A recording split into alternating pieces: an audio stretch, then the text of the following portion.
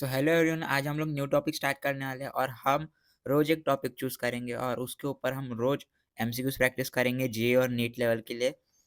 सो आज का हमारा टॉपिक है atom as a nucleus with orbital electrons. Okay, so चलो सबसे पहले स्टार्ट करते हैं हमारा पहला topic. So atom as a nucleus with orbital electrons. तो स्टूडेंट्स, एटम मैटर का ना सबसे स्मॉलेस्ट यूनिट होता है, किसी एलिमेंट की प्रॉपर्टीज को रिप्रेजेंट करता है। यानी हर एटम में दो मेन पार्ट से बना होता है। सॉरी, हर एटम दो मेन पार्ट से बना होता है। एक है न्यूक्लियस जो सेंटर पार्ट में होता है, ओके, एंड दूसरा है इलेक्ट्रॉन्स। ओके, सो इलेक्ट्रॉन जो है वो आउटर रीजन में होता है। तो यहाँ पे ना students, basic structure of all atoms, जो स्ट्रक्चर समझो कि न्यूक्लियस सेंटर में होता है और जो इलेक्ट्रॉन है वो इलेक्ट्रॉन उसके अराउंड मूव करता है। तो ये मूवमेंट ना फिक्स नहीं होती है। ये एक मॉडर्न थ्योरी है बट बेसिक अंडरस्टैंडिंग के लिए ऑर्बिट बोलते हैं इसको। और एक चीज़ याद रखना है इसमें कि इसमें ना एटम का मैक्सिमम वॉल्यूम इलेक्ट्रॉन्स ऑक्यूपाई करते हैं। ओके, लेकिन मैक्सिमम मास न्यूक्लियस में होता है। सो स्टूडेंट्स, और एटम का सेंटर हैवी होता है, न्यूक्लियस और बाहर इलेक्ट्रॉन्स घूमते हैं। ठीक है, न्यूक्लियस, ठीक है। उसके बाद बाहर ना इलेक्ट्रॉन्स मूव होते रहते हैं कंटिन्यूअसली। देन यहाँ पे स्ट्रक्चर ऑफ न्यूक्लियस देखना, इसमें ना स्टूडेंट्स क्या होता है, न्यूक्लियस एटम का सेंटर कोर होता है। ओके, न्यूक्लियस जो है एटम का सेंटर कोर होता है जिसमें टू पार्टिकल्स होते हैं, एक है protons and then neutrons.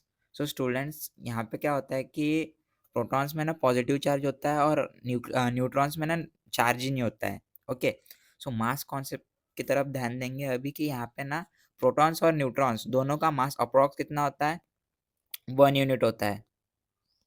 Okay, तो 1 यूनिट होता है, तो इसलिए एटम का ना ऑलमोस्ट पूरा मास न्यूक्लियस में होता है।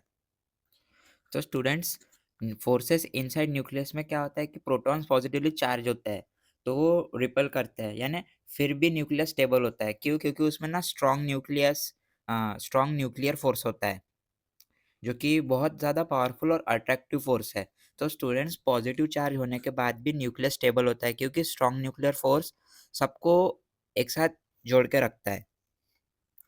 उसके बाद में स्टूडेंट, चार्ज ऑफ एटम में देखना कि उसमें न्यूक्लियस में प्रोटॉन्स होते हैं जो कि पॉजिटिवली चार्ज होते हैं एंड इलेक्ट्रॉन जो होते हैं ना वो नेगेटिवली चार्ज होते हैं। ओके, तो न्यूट्रली क्या होता है स्टूडेंट्स कि नॉर्मल में ना नॉर्मल एटम में नंबर ऑफ प्रोटॉन्स और नंबर ऑफ इलेक्ट्रॉन्स होते हैं। Okay, number of protons that is equals to number of electrons. तो स्टूडेंट्स में क्या होता है कि ये चार्जेस जो होते हैं कैंसिल हो जाते हैं, यानी उससे क्या होता है कि एटम इलेक्ट्रिकली न्यूट्रल हो जाता है। ओके, एटम जो है वो इलेक्ट्रिकली न्यूट्रल हो जाता है। जैसे सोडियम है, तो सोडियम एटम जो है ना उसमें उसका जो उसमें 11 प्रोटॉन्स रहते हैं। ओके, और उसके बाद क्या है, 11 इलेक्ट्रॉन्स भी। तो वो क्या हुआ, न्यूट्रल हुआ। या सो क्या हुआ, वो न्यूट्रल हुआ। ओके, तो 11 प्रोटॉन्स एंड 11 इलेक्ट्रॉन्स, उससे क्या होता है, वो न्यूट्रॉन्स होता है। यानी अगर इलेक्ट्रॉन्स लूज या गेन हो जाए तो आयन बन जाता है। तो students, proton plus electron balance that is neutral atom. तो वो उसका ना 100% बैलेंस बिगड़ेगा, यानी आयन बन जाएगा फिर। अब इसका मास ऑफ पार्टिकल्स में देखेंगे कि क्या होता है। इसमें ना थ्री सब एटॉमिक पार्टिकल्स का मास कंपेयर करते हैं जिसमें प्रोटॉन, न्यूट्रॉन और इलेक्ट्रॉन रहते हैं। तो प्रोटॉन में कितना मास अप्रॉक्स 1 यूनिट रहता है और न्यूट्रॉन में मास अप्रॉक्स जो होता है वो 1 यूनिट, उसमें भी 1 यूनिट रहता है, न्यूट्रॉन में भी। और इलेक्ट्रॉन में ना क्या होता है, वो बहुत ज़्यादा लाइट होता है जिसका मास यानी अप्रॉक्स कितना होता है, वो 1/1836 यूनिट होता है। ठीक है, किसमें, प्रोटॉन में, सॉरी, किसका, ऑफ प्रोटॉन का। तो स्टूडेंट्स, इलेक्ट्रॉन का मास ना बहुत ज़्यादा छोटा होता है। तो इसलिए क्या होता है स्टूडेंट्स कि एटम का मास अप्रॉक्स न्यूक्लियस का मास होता है। यानी मास कैलकुलेशन में इलेक्ट्रॉन्स को इग्नोर भी कर सकते हैं, बट क्या है ना कि इलेक्ट्रॉन का मास ऑलमोस्ट जीरो जैसा होता है, यानी वो रियल वेट न्यूक्लियस का होता है। तो स्टूडेंट उसके ऊपर जो एग्जांपल दिया है हाइड्रोजन एंड हीलियम के। तो हाइड्रोजन जो है उसके पास ना एक प्रोटॉन रहता है और एक इलेक्ट्रॉन रहता है और उसमें ना न्यूट्रॉन नहीं रहता है, ओके। तो न्यूट्रॉन जो है वो मोस्ट कॉमन फॉर्म है यानी सिंपलेस्ट एटम है। उसके बाद ना हीलियम, हीलियम में 2 प्रोटॉन्स रहते हैं, 2 न्यूट्रॉन्स रहते हैं एंड 2 इलेक्ट्रॉन्स रहते हैं। तो स्टूडेंट्स यहाँ पे क्या हुआ कि न्यूट्रॉन का जो रोल है वो प्रोटॉन और प्रोटॉन रिपल्शन को रिड्यूस करना, यानी न्यूक्लियस को स्टेबल बनाना है। तो न्यूट्रॉन जो है, न्यूट्रॉन रेफ्रिजरेटर लाइक प्रोटॉन्स की फाइट कंट्रोल करता है, ओके। अब एटॉमिक नंबर क्या होता है स्टूडेंट्स? एटॉमिक नंबर ना, atomic number equals to number of protons होता है। यानी इम्पोर्टेंट इसमें एक चीज़ इम्पोर्टेंट रिलेशन ये है कि न्यूट्रल न्यूट्रल जो है एटम में है, तो न्यूट्रल एटम में प्रोटॉन्स और इलेक्ट्रॉन्स, प्रोटॉन्स और इलेक्ट्रॉन्स है। सो उसमें क्या हुआ स्टूडेंट्स कि उसमें ना एटॉमिक नंबर क्या है? इलेक्ट्रॉन्स के बराबर है, ठीक है? तो एटॉमिक नंबर इलेक्ट्रॉन्स के बराबर है, तो उससे क्या हुआ कि जैसे एग्जांपल लेते हैं कि लिथियम में 3 प्रोटॉन्स और उसका एटॉमिक नंबर 3 है, ओके। वैसे ही लॉरेंसियम में कितना हुआ इलेक्ट्रॉन जो प्रोटॉन्स है वो 103 है एंड एटॉमिक नंबर जो है उसका 100 उसका भी 103 है। तो तो स्टूडेंट्स यहाँ पे क्या होता है कि एटॉमिक नंबर डिसाइड करता है कि एलिमेंट की आइडेंटिटी कितनी है और पोजीशन जो है पीरियोडिक टेबल में पोजीशन क्या है करके। तो एटॉमिक नंबर ही एलिमेंट का एक एक आइडेंटिटी है यानी एक नेशनलिटी है यानी आईडी है, ओके। यहाँ पे कॉन्सेप्ट समझो प्लानिटरी मॉडल ऑफ एटम का। तो स्टूडेंट्स यहाँ पे क्या होता है कि इलेक्ट्रॉन्स ना न्यूक्लियस के अराउंड मूव होते हैं, सॉरी, इलेक्ट्रॉन्स जो है न्यूक्लियस के अराउंड सर्कुलर ऑर्बिटल्स में मूव करते हैं, ओके। जिसका ना similar to planets around sun रहता है, ओके। लाइक वो कैसे मूव होते हैं? जैसे इलेक्ट्रॉन्स न्यूक्लियस के अराउंड सर्कुलर ऑर्बिटल्स में मूव करते हैं, वो कैसे किस टाइप में? वो सिमिलर टू प्लैनेट्स, जैसे सन के अराउंड प्लैनेट्स मूव होते हैं ना, वैसे ही।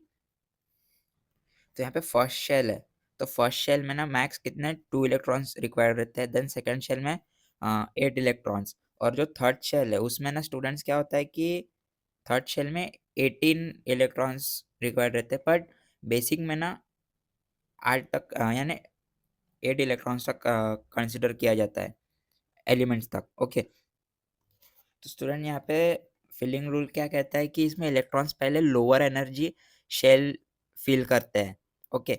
जिससे ये मॉडल एग्जैक्ट नहीं है बट एक बेटर मॉडल थ्योरी है। तो स्टूडेंट्स इलेक्ट्रॉन्स पहले नियरेस्ट शेल में आएगा, फिर धीरे धीरे वो बाहर जाएगा, ओके।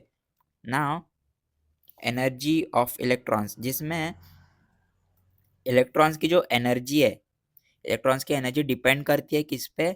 डिस्टेंस फ्रॉम न्यूक्लियस पे, ओके। तो वो अभी पास में है या दूर है उसके बारे में देखेंगे कि लाइक न्यूक्लियस के पास ना स्ट्रॉन्ग अट्रैक्शन होता है और लो एनर्जी स्टेबल होती है। और उसके बाद जो दूर वाले इलेक्ट्रॉन्स है उसमें क्या होता है कि जो उसमें वीक अट्रैक्शन होता है और हाई एनर्जी होती है बट वो अनस्टेबल होती है। तो यहाँ पे एक चीज़ याद रखना कि एनर्जी जो है, एनर्जी इंक्रीज होती है जैसे शेल नंबर बढ़ता है, ओके। तो स्टूडेंट यहाँ पे देखना कि जैसे जो ग्रेविटी है, ठीक है, अर्थ के पास ना ऑब्जेक्ट है जो कि स्टेबल है और जो दूर है वो लेस कंट्रोल में है। तो स्टूडेंट जितना दूर इलेक्ट्रॉन उतनी ज़्यादा एनर्जी और उतनी कम स्टेबिलिटी। तो स्टूडेंट अभी हमने क्या एटम का स्ट्रक्चर समझ लिया, तो पूरा केमिस्ट्री का बेस स्ट्रॉन्ग हो गया ना। अब आगे का हम इसके ऊपर एमसीक्यू सॉल्व करेंगे। एमसीक्यूज जो हमें बताता है कि which particle contribute maximum mass to an atom, यानी इसमें क्या है कि एटम का मैक्सिमम मास किस पार्टिकल से आता है, ये चीज़ समझो। कि सबसे पहले कॉन्सेप्ट समझो इसके बारे में कि इलेक्ट्रॉन्स का मास जो है, इलेक्ट्रॉन्स का मास सबसे छोटा होता है, राइट? वेरी स्मॉल, यानी बहुत छोटा होता है। तो प्रोटॉन और न्यूट्रॉन का मास जो होता है वो उसके ऑलमोस्ट इक्वल होता है। तो स्टूडेंट्स यहाँ पे जो आंसर निकलेगा वो ऐसे निकलेगा कि एटम जो है, एटम का मास मेनली वो न्यूक्लियस में होता है। तो students nucleus that is protons plus neutrons, right? तो हमारा ऑप्शन डी राइट है। यानी इसमें क्या हुआ कि एटम का ऑलमोस्ट पूरा मास जो है न्यूक्लियस में होता है और न्यूक्लियस जो है वो nucleus equals to proton plus neutrons होता है। Now second question, charge on nucleus of an atom depends on. So student का चार्ज किस पर डिपेंड करता है? सबसे पहले यहाँ पे कॉन्सेप्ट देखो, जो प्रोटॉन है, ओके, तो प्रोटॉन दैट प्रोटॉन का चार्ज कितना है? प्रोटॉन का चार्ज क्या है? प्रोटॉन का चार्ज पॉजिटिव है, ओके। देन न्यूट्रॉन जो है, आज मैंने बताया था अभी कि न्यूट्रॉन का जो चार्ज होता है, न्यूट्रॉन का चार्ज क्या होता है?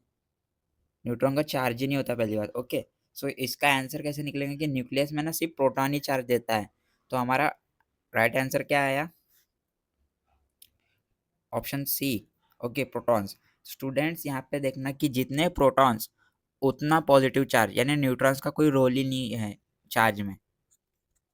सो now question 3, atomic number is equal to, यानी एटॉमिक नंबर का मतलब क्या होता है? ये सबसे पहले देखो कि इसका बारे में कॉन्सेप्ट देखो कि एटॉमिक नंबर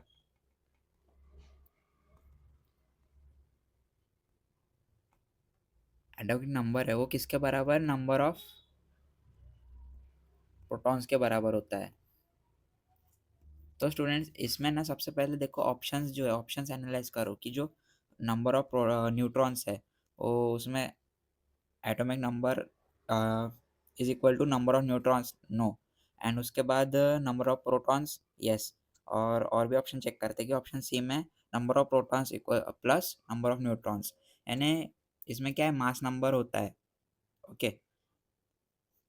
बट ये ऑप्शन भी रॉन्ग है। एंड उसके बाद मास नंबर भी रॉन्ग है।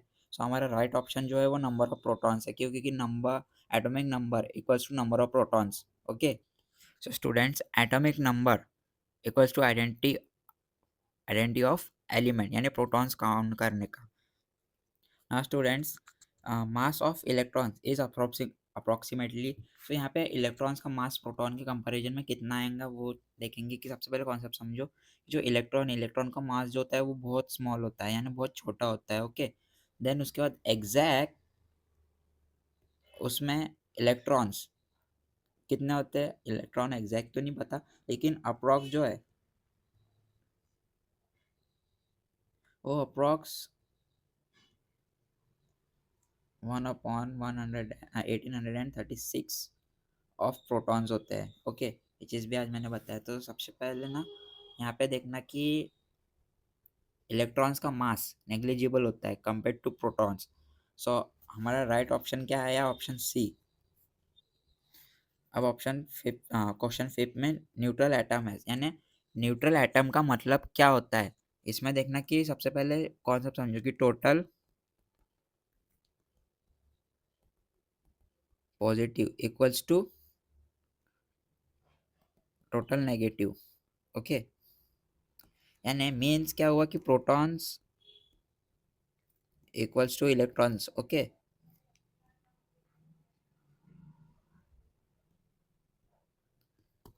सो स्टूडेंट्स यहाँ पे क्या है कि न्यूट्रॉन एटम जो है वो चार्ज बैलेंस है, जिसको हम प्रोटॉन इक्वल्स टू इलेक्ट्रॉन्स कहते हैं।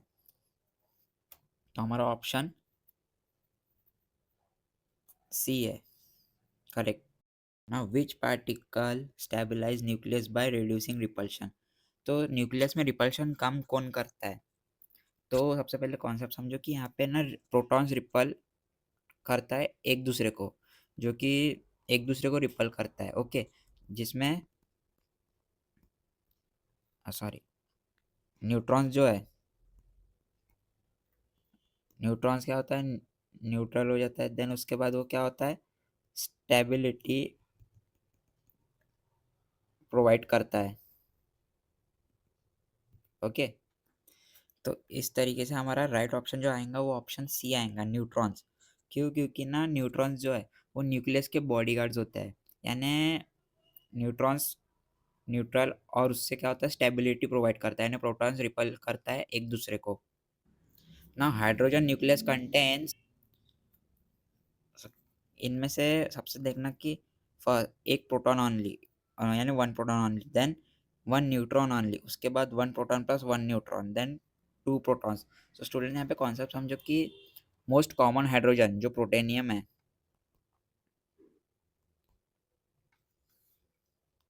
तो उसमें ना एक प्रोटॉन कंटेन करता है और 0 इलेक्ट्रॉन्स रहते हैं, सॉरी 0 न्यूट्रॉन्स रहते हैं। तो स्टूडेंट्स यहाँ पे एक प्रोटॉन जहाँ पे है, यानी ऑप्शन ए में 1 प्रोटॉन ओनली, तो हमारा ऑप्शन ए करेक्ट है, यानी हाइड्रोजन सिंपलेस्ट एटम है ना। हीलियम न्यूक्लियस कंटेंस, सो इसमें ना क्वेश्चन समझो कि हीलियम में क्या होता है। हीलियम में ना सबसे पहले हीलियम है, तो हीलियम में 2 प्रोटॉन्स होते हैं, ओके, प्लस 2 न्यूट्रॉन्स होते हैं,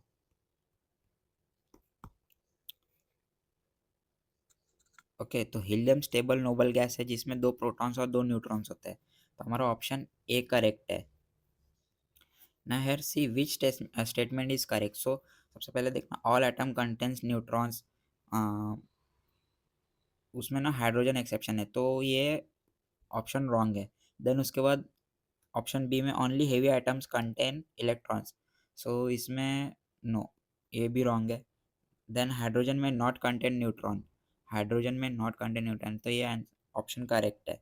न्यूट्रॉन्स और चार्ज, तो ये भी फॉल्स है, यानी हाइड्रोजन यूनिक है, तो न्यूट्रॉन हो भी सकता है और नहीं भी, तो हाइड्रोजन में नॉट कंटेन न्यूट्रॉन ना। नॉरेंजियम एटॉमिक नंबर एक 103, यानी इसका मतलब क्या हुआ कि एटॉमिक नंबर है, तो atomic number equals to protons होता है।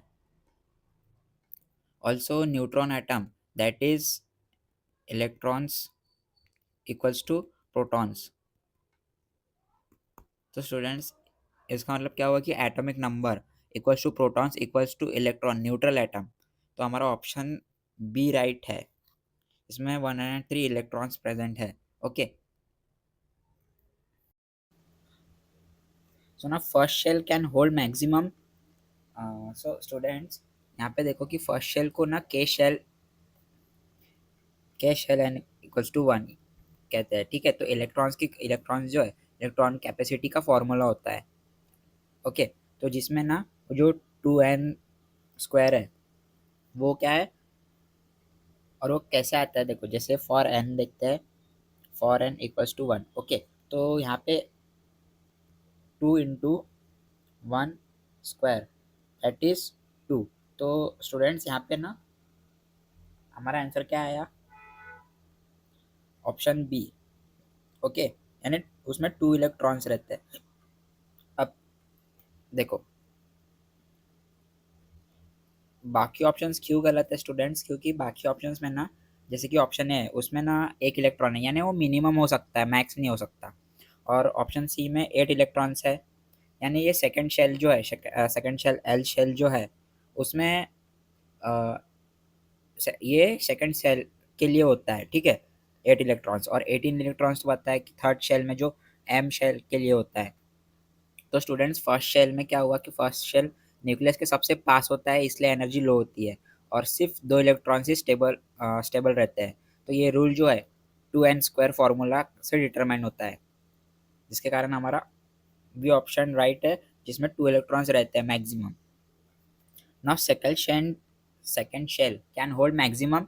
सो स्टूडेंट यहाँ पे देखो कि ऑप्शन ए है, ऑप्शन ए में ना ऑप्शन ए में ये सिर्फ फर्स्ट शेल का है, ओके। एंड उसके बाद ऑप्शन बी ये फॉर्मूला के अकॉर्डिंग इनकरेक्ट है पूरा का पूरा, ओके। सो उसके बाद जो ऑप्शन डी है, जो कि मैंने पिछले इसमें बताया कि ये थर्ड शेल के लिए, तो ऑप्शन सी हमारा करेक्ट है, जो कि सेकंड शेल में यूज़ होता है। जैसे कि सेकंड शेल में ना एल शेल है, ओके, तो वो एल शेल ना एन इक्वल्स टू 2, यानी उसका फॉर्मूला क्या हुआ कि 2n square equals to 2 into 2 square equals to कितना हुआ, ये 8 इलेक्ट्रॉन्स हुआ है। तो इसलिए हमारा ऑप्शन सी करेक्ट है, सेकंड शेल में मैक्सिमम 8 इलेक्ट्रॉन्स रहते हैं। जैसे जैसे शेल नंबर बढ़ता है ना इलेक्ट्रॉन्स की कैपेसिटी भी बढ़ती है। तो सेकंड शेल में ना मैक्सिमम 8 इलेक्ट्रॉन्स फिट हो सकते हैं, जो एटॉमिक स्टेबिलिटी के लिए बहुत ज़्यादा इंपॉर्टेंट है। Electron near nucleus has high energy, low energy और ज़ीरो एनर्जी और इन्फिनिट एनर्जी। सबसे पहले जो ऑप्शन है, ऑप्शन ए को देखो कि उसमें ना ये हाई एनर्जी, जिसमें ये दूर वाले इलेक्ट्रॉन्स के लिए होता है, ओके। और उसके बाद लो एनर्जी। तो लो एनर्जी क्या होता है स्टूडेंट, कि इलेक्ट्रॉन जब न्यूक्लियस के पास होता है ना, तब वो स्ट्रॉन्ग अट्रैक्शन, उसमें ना स्ट्रॉन्ग अट्रैक्शन होती है और उसके बाद वो स्टेबल भी होता है, इसलिए लो एनर्जी है, ओके। तो हमारा ऑप्शन बी करेक्ट है। So option C and option D क्यों नहीं है, क्योंकि उसमें ना जो ज़ीरो एनर्जी ऑप्शन सी में, ज़ीरो एनर्जी पॉसिबल नहीं होती है। और इन्फाइनाइट एनर्जी में क्या होता है, फिजिकली वो इम्पॉसिबल हो जाता है। यानी इलेक्ट्रॉन जितना न्यूक्लियस के पास होता है ना, उतना ही स्टेबल और लो एनर्जी स्टेट में होता है। तो दूर जाने पर वो एनर्जी इंक्रीज होती है। और स्टूडेंट्स, इलेक्ट्रॉन जब न्यूक्लियस के पास होता है तो क्या होता है कि स्ट्रॉन्ग अट्रैक्शन होती है और स्टेबल होता है, इसलिए एनर्जी लो होती है। सो our B option is correct. Now electrons move around nucleus due to magnetic force, electrostatic attraction, nuclear force और gravitational force. So यहाँ पे ऑप्शन ए क्या है, मैग्नेटिक फोर्स। तो ये मैग्नेटिक फोर्स क्या है कि ये मैग्नेट्स के लिए होता है, राइट। तो ये ऑप्शन भी रॉन्ग है। एंड उसके बाद इलेक्ट्रोस्टैटिक अट्रैक्शन। तो इलेक्ट्रोस्टैटिक अट्रैक्शन में क्या होता है, जो न्यूक्लियस है, ठीक है, जो यहाँ पे देखना न्यूक्लियस और इलेक्ट्रॉन्स। तो न्यूक्लियस और इलेक्ट्रॉन्स, न्यूक्लियस जो है वो पॉजिटिव है, यानी पॉजिटिव चार्ज यानी प्रोटॉन्स, ओके। और इलेक्ट्रॉन जो है वो नेगेटिव चार्ज है। तो स्टूडेंट्स, अपोजिट चार्जेस क्या क्या अट्रैक्ट करते हैं, तो वो क्या है, इलेक्ट्रोस्टैटिक फोर्स है, ओके, इलेक्ट्रोस्टैटिक अट्रैक्शन। तो हमारा बी ऑप्शन भी करेक्ट है इसमें। तो बी ऑप्शन ही करेक्ट है। इलेक्ट्रोस्टैटिक अट्रैक्शन के कारण वो इलेक्ट्रॉन्स मूव करते हैं न्यूक्लियस के आसपास। तो यानी न्यूक्लियस के कारण, न्यूक्लियस के आसपास अराउंड करते हैं इलेक्ट्रोस्टैटिक अट्रैक्शन के कारण। So option C, nuclear force, nucleus force, तो ये न्यूक्लियस के अंदर का फोर्स है ना, तो ये भी रॉन्ग है। और ग्रेविटेशनल फोर्स क्या होगा कि उसमें बहुत वीक होती है और एटॉमिक लेवल पे रहती है, तो ये भी रॉन्ग है। तो हमारा ऑप्शन बी करेक्ट है, इलेक्ट्रोस्टैटिक फोर्स के कारण। Now question 15. In planetary model, electrons move in a straight line, random paths or circular orbits or elliptical only.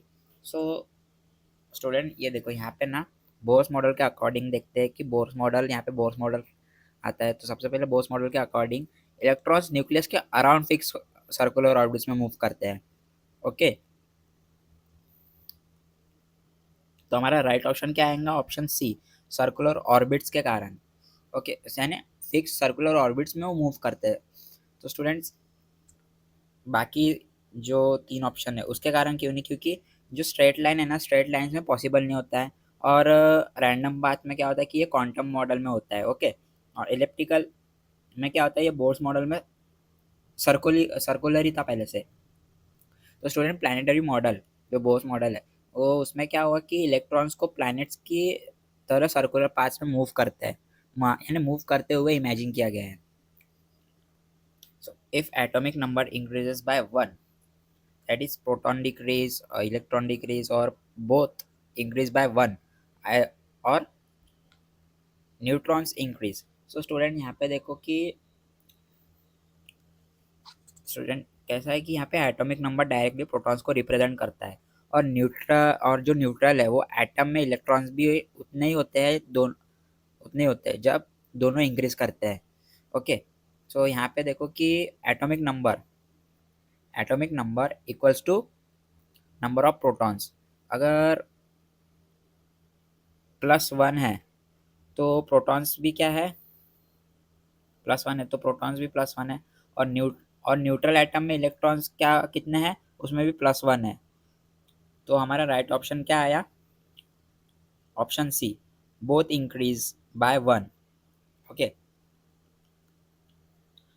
Potential energy of electron increase when when when C. सबसे पहले यहाँ पे देखो कि electron जब nucleus से दूर जाता है तो उसकी पोटेंशियल एनर्जी इंक्रीज होती है और वो लेस स्टेबल हो जाता है, ठीक है। जैसे यहाँ पे देखना कि option A moves closer to nucleus, तो ये एनर्जी डिक्रीज होती है, इसमें तो ये नहीं है। ओके, ये ऑप्शन भी रॉन्ग है। और उसके बाद ऑप्शन सी देखो, सॉरी ऑप्शन बी में क्या आता है कि मूव्स अवे फ्रॉम न्यूक्लियस, यानी दूर जाने पर अट्रैक्शन कम होता है तो एनर्जी लेवल हाई हो जाती है, राइट।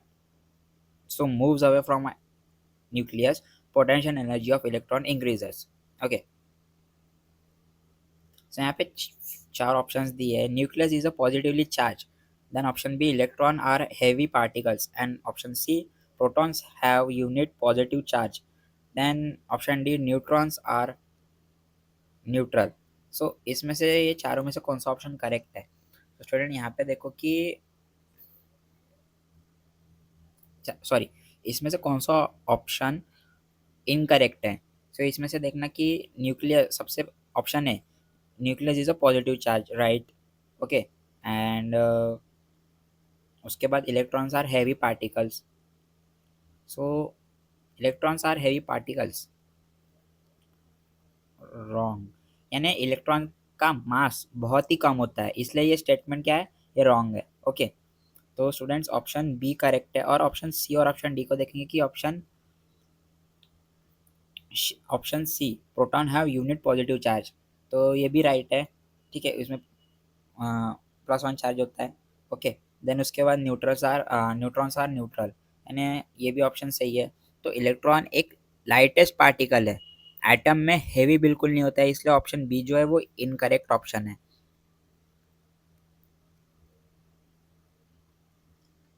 हाँ student, which particle has no charge and nearly unit mass? Proton, electron, neutron और फोटॉन।